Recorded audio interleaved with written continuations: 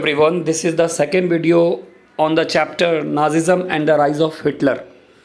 So in this video we are going to deal with the topic that is birth of the Weimar Republic, यानी Weimar Republic का जन्म।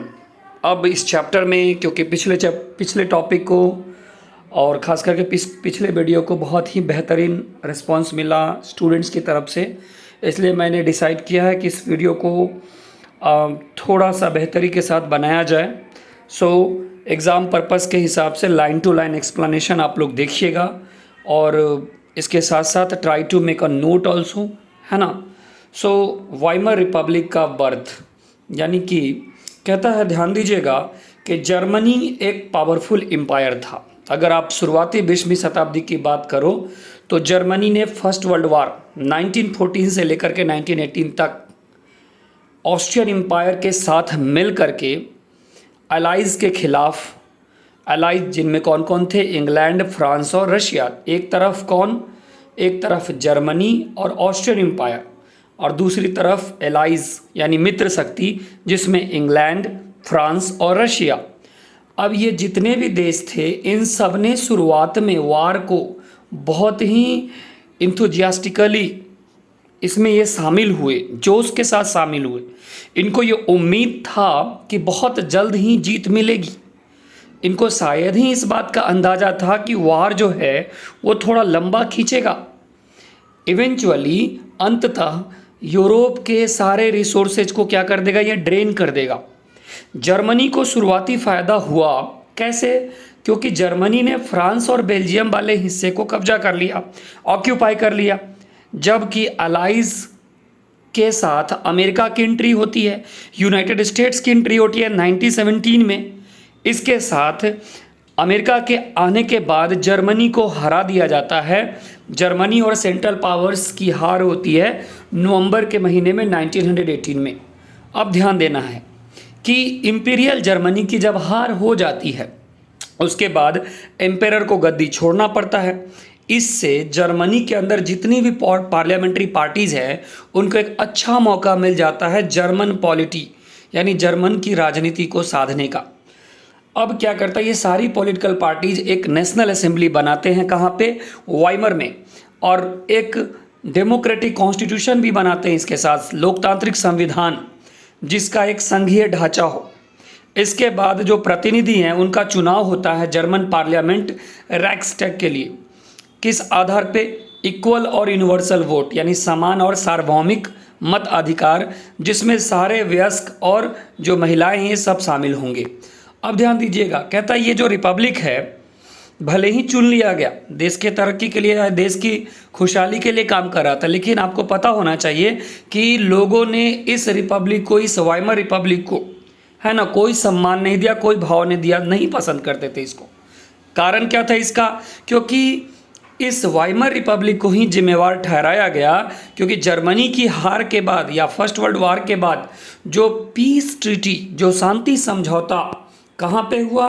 जो शांति समझौता Versailles में हुआ, वर्साए जिसको बोलते हैं, है ना, वर्साए जो कि फ्रांस में है, एलाइज कंट्री के साथ यह ट्रीटी साइन हुआ, जो कि एक तरह से जर्मनी के लिए हार्श और ह्यूमिलिएटिंग था, बेइज्जत नुमा था, है ना, और कठिन था। जर्मनी अब इस ट्रीटी के कारण क्या क्या खो दिया हम ध्यान से देखेंगे, लिस्ट बनाएंगे इसका। सबसे पहला, उसने ओवरसीज कॉलोनीज, जो इलाके जर्मनी ने जीते थे, लगभग उसकी 10% आबादी या फिर कह सकते हो 1/10 ऑफ पॉपुलेशन, 13% टेरिटरी उसने खो दिया जर्मनी ने। 75% जो उसके पास आयरन था उसका खो दिया उसने। 26% कोयला फ्रांस, पोलैंड, डेनमार्क और लिथुआनिया ने कब्जा कर लिया। एलाइड पावर्स ने एक और काम किया जिससे जर्मनी का बैकबोन जो है एकदम से तोड़ दिया। एलाइड पावर्स ने जर्मनी को डीमिलिटराइज कर दिया। डीमिलिटराइज का मतलब हो गया सैन्य रहित, यानी सेना नहीं रख सकती जर्मनी। जर्मनी के कुछ इलाकों को डीमिलिटराइज कर दिया, इससे जर्मनी बिल्कुल कमज़ोर पड़ गया।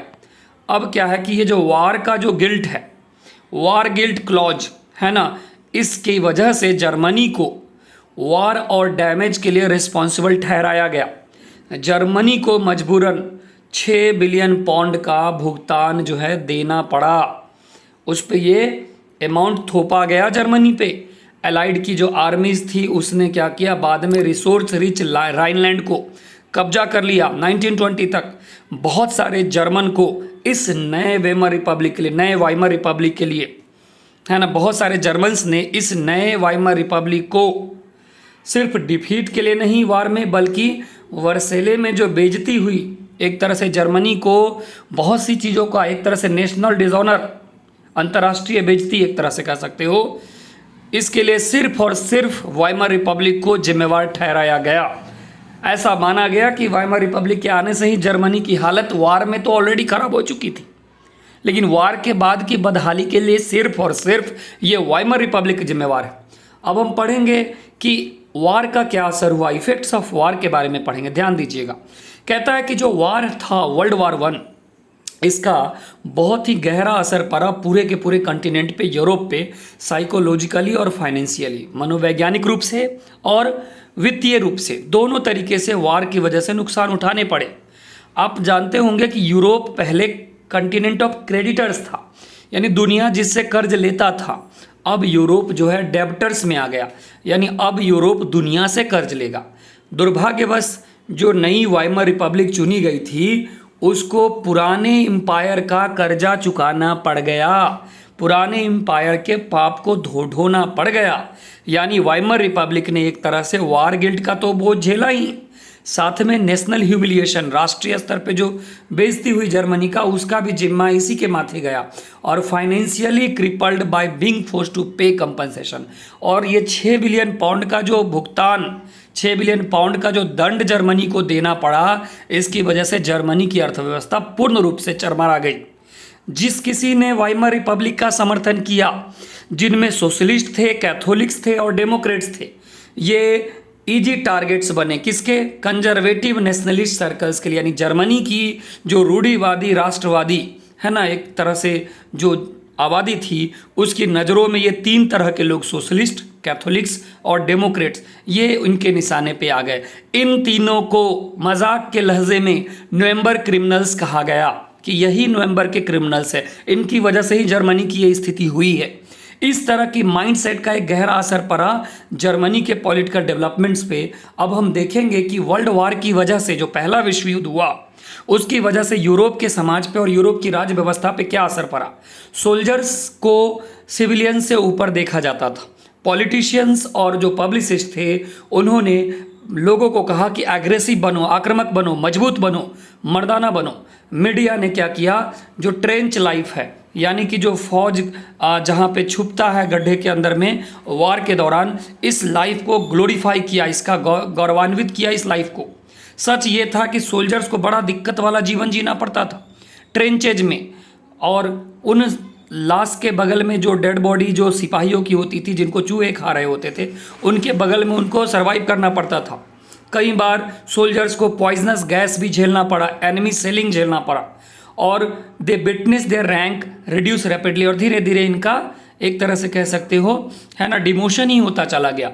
अब इसके बाद वार कैसे जारी रखा जाए, इसके लिए एग्रेसिव वार प्रोपेगेंडा, आक्रामक शैली वार प्रोपेगेंडा, और नेशनल यूनियन ऑनर के नाम पे, यानी राष्ट्रीय सम्मान के नाम पर, है ना, एक तरह से पब्लिक स्फीयर में वार को जिंदा रखा गया।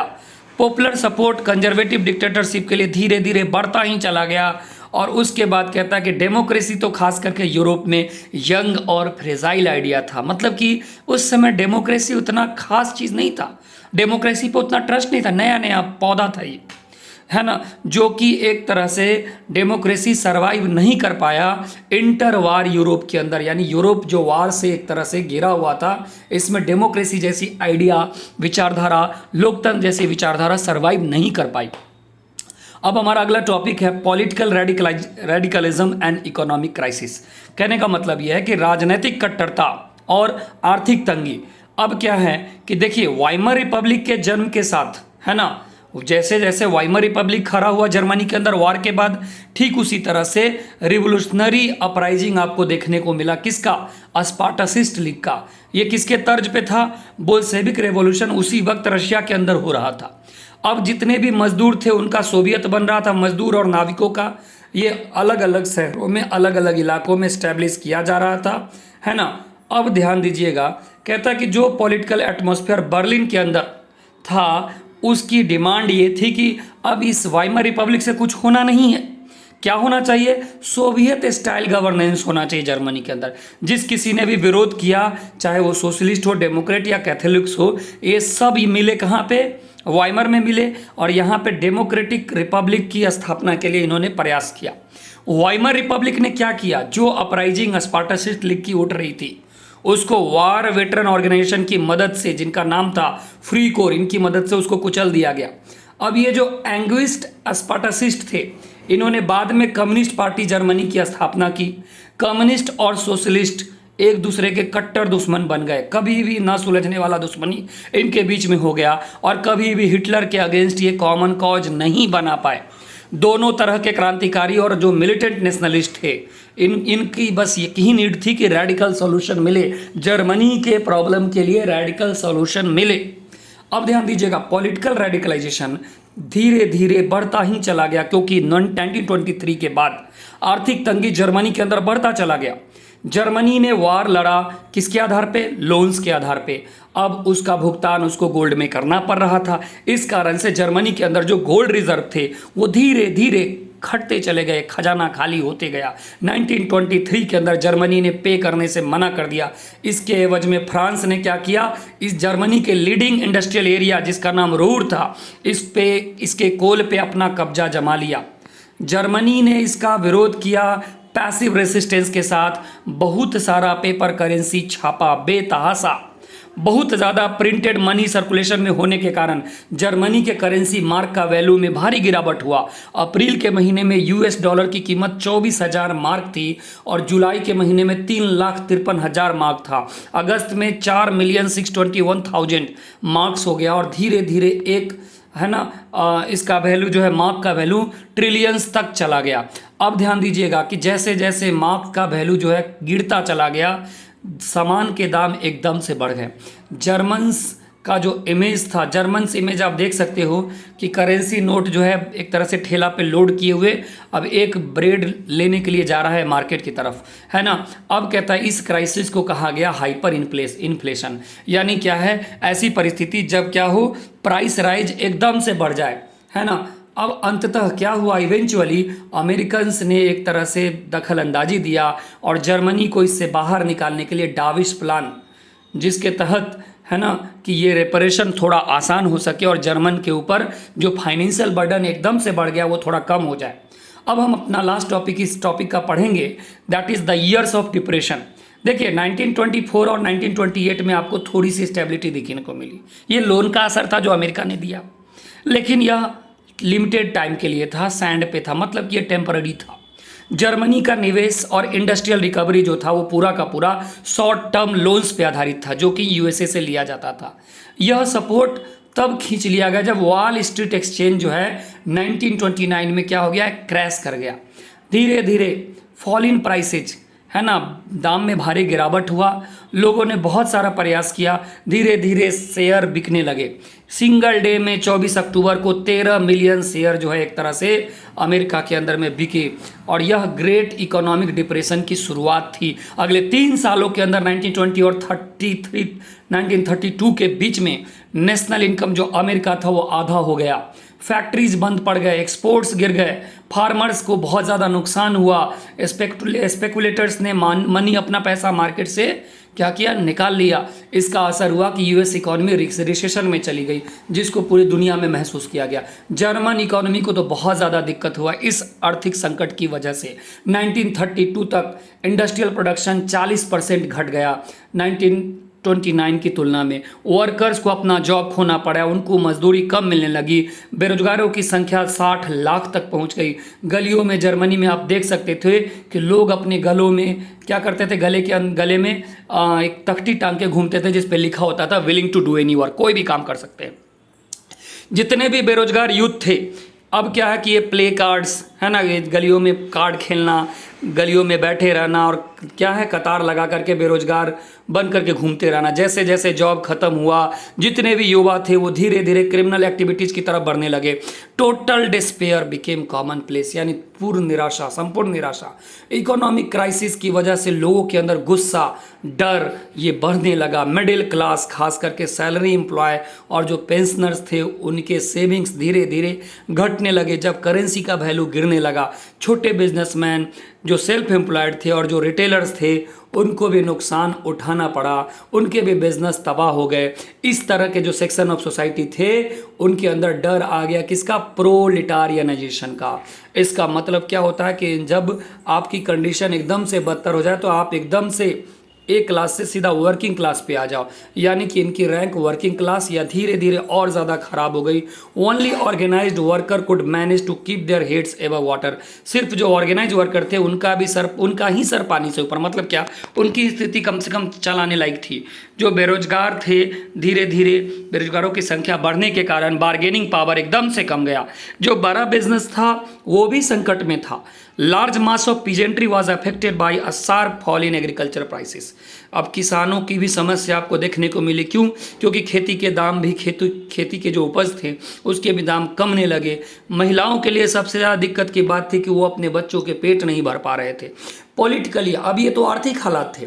राजनीतिक रूप से वाइमर रिपब्लिक भी बहुत ज़्यादा फ्राइजाइल, बहुत ज़्यादा कमज़ोर था। वाइमर कॉन्स्टिट्यूशन के अपने कुछ डिफेक्ट्स थे जो कि डिक्टेटरशिप की तरफ जर्मनी को बढ़ा रहा था, जिसमें पहला कारण था proportional representation.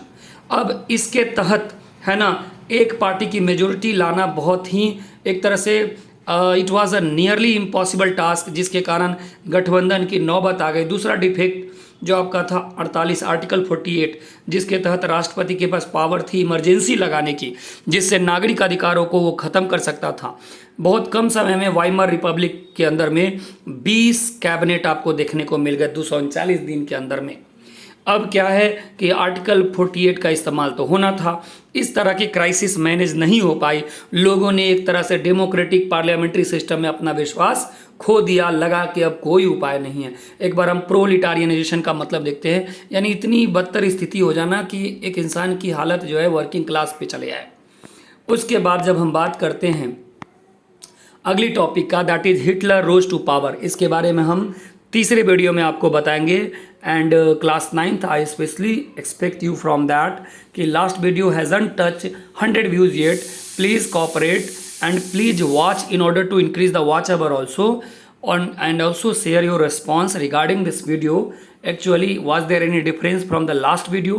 If there is difference, if there is requirement of some improvement, kindly tell me, I will do so. Okay, but at least go through the proper video, complete video, and complete 17 minutes 18 minutes on this video. Okay, so that I can be able to make some amendment in the next video. Thank you.